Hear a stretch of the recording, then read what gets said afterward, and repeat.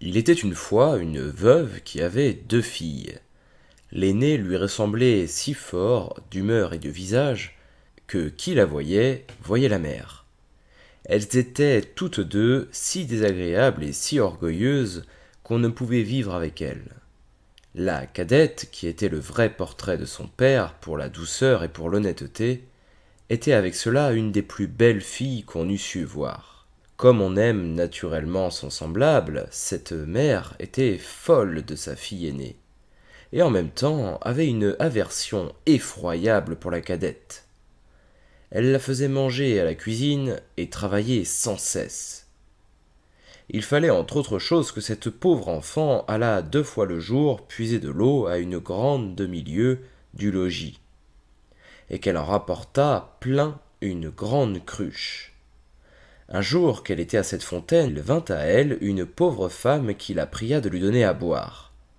La fille rinça aussitôt sa cruche, elle puisa de l'eau au plus bel endroit de la fontaine et la lui présenta, soutenant toujours la cruche afin qu'elle bût plus aisément. La bonne femme ayant bu, lui dit « Vous êtes si belle, si bonne et si honnête que je ne puis m'empêcher de vous faire un don. » Car c'était une fée qui avait pris la forme d'une pauvre femme de village pour voir jusqu'où irait l'honnêteté de cette jeune fille. « Je vous donne pour don, poursuivit la fée, qu'à chaque parole que vous direz, il vous sortira de la bouche ou une fleur ou une pierre précieuse. » Lorsque cette belle fille arriva au logis, sa mère la gronda de revenir si tard de la fontaine. « Je vous demande pardon, ma mère, dit cette pauvre fille, d'avoir tardé si longtemps. » Et en disant ces mots, elle lui sortit de la bouche 2 roses, 2 perles et 2 gros diamants. « Que vois-je là ?» dit sa mère tout étonnée. « Je crois qu'il lui sort de la bouche des perles et des diamants. D'où vient cela, ma fille ?»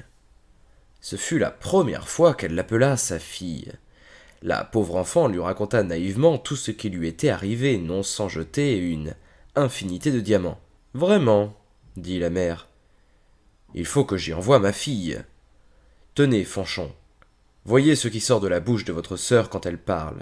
Ne seriez-vous pas bien aise d'avoir le même don ? Vous n'avez qu'à aller puiser de l'eau à la fontaine, et quand une pauvre femme vous demandera à boire, lui en donner bien honnêtement. »« Il me ferait beau voir, répondit Brutal, aller à la fontaine. »« Je veux que vous y alliez, reprit la mère, et tout à l'heure. » Elle y alla, mais toujours en grondant. Elle prit le plus beau flacon d'argent qui fût dans le logis.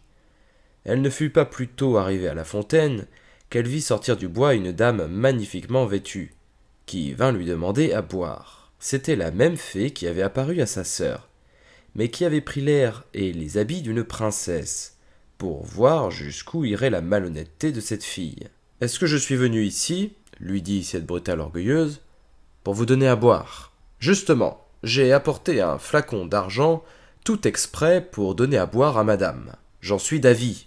Buvez à même si vous voulez. »« Vous n'êtes guère honnête, reprit la fée, sans se mettre en colère. Eh bien, puisque vous êtes si peu obligeante, je vous donne pour don qu'à chaque parole que vous direz, il vous sortira de la bouche ou un serpent ou un crapaud. » D'abord que sa mère l'aperçut, elle lui cria « Eh bien, ma fille ?»« Eh bien, ma mère ?» lui répondit la Brutale en jetant 2 vipères et 2 crapauds. « Oh, ciel !» s'écria la mère. « Que vois-je là ? C'est sa sœur qui est en cause. Elle me le paiera. » Et aussitôt elle courut pour la battre. La pauvre enfant s'enfuit et alla se sauver dans la forêt prochaine. Le fils du roi, qui revenait de la chasse, la rencontra, et la voyant si belle, lui demanda ce qu'elle faisait là toute seule, et ce qu'elle avait à pleurer. « Hélas, monseigneur, c'est ma mère qui m'a chassée du logis. » Le fils du roi, qui vit sortir de sa bouche 5 ou 6 perles et autant de diamants, la pria de lui dire d'où cela lui venait. Elle lui conta toute son aventure. Le fils du roi en devint amoureux, et considérant qu'un tel don valait mieux que tout ce qu'on pouvait donner en mariage à une autre, l'emmena au palais du roi, son père, où il l'épousa. Pour sa sœur, elle se fit tant haïr que sa propre mère la chassa de chez elle. Et la malheureuse, après avoir bien couru, sans trouver personne qui voulût la recevoir, alla mourir au coin du bois.